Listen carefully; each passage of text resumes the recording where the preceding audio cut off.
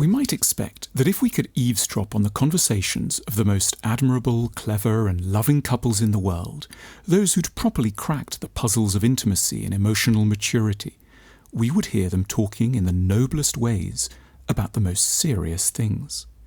On any given evening, they might be found discussing the connections between attachment theory and their early bonds with their parents.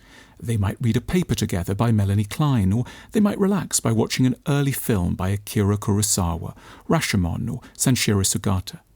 So it may come as a surprise that in all likelihood these couples would do nothing of the sort. Through our recording equipment, we might hear some of the following. One of them starting to wonder why bananas grow in an oblong curved shape. The other, not quite listening, going off on a tangent about an ulcer they've got on the left side of their tongue, while filing a toenail and half-glancing at an airline review video on YouTube. Which might be followed by the other speculating, for no apparent reason, in a bad imitation of a German accent, on the lyrics in an album by Dire Straits, which might be a prelude to their partner suggesting that they wanted to follow up on last night's reheated curry with a chocolate biscuit dipped in strawberry yoghurt. It might sound like regressive nonsense, and in key ways it is, but we might want to maintain that this sort of incoherent chatter should also be considered one of the high water marks of emotional intimacy, and in its way, a bellwether of the most serious kinds of interpersonal closeness.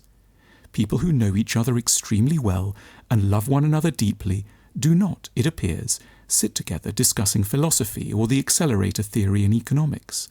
They shoot the breeze, they swerve here and there, they talk shit, and this, far from being some kind of distraction or unfortunate lapse, is a strange and profound proof of the depths of their mutual affection.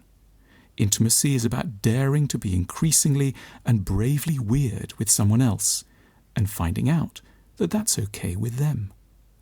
In the recesses of all of our minds flows a stream of consciousness that mixes the serious and the unserious, the consequential and the flighty, the physical and the emotional.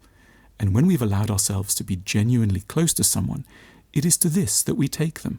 We do them the honour of showing them who we actually are, not who we should or pretend to be, a privilege we grant only to a handful of people in our lives. Everyone else may know our sensible selves. They've been introduced to and know how to love and take an interest in a naughty, sweet, curious and highly peculiar babbling child. When we talk about nothing in particular, we're doing something even more significant than when we attempt to say rational and logical things. We're allowing someone into the primordial parts of ourselves that the rules of society otherwise censor.